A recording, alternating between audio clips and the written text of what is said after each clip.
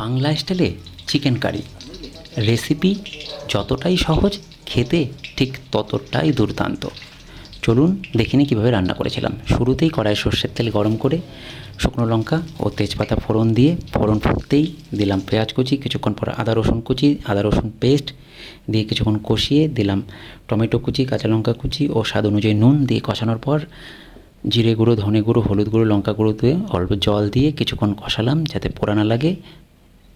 দিলাম মাংস দেওয়ার পর মিনিট 10 পর দিলাম মিট মশলা দিয়ে আরও মিনিট 5 কষানোর পর দিলাম কেটে রাখা আলুগুলো। এবার ঢাকা দিলাম, ঢাকনা তুলতেই দেখি জল ছেড়ে এসে সেই জল দিয়েই আস্তে আস্তে অল্প আঁচে রান্নাটা করতে থাকলাম।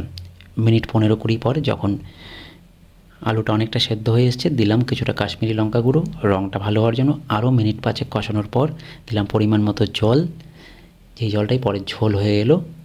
এবার মিনিট 15 এভাবেই ঝোল ফোটাতে থাকলাম।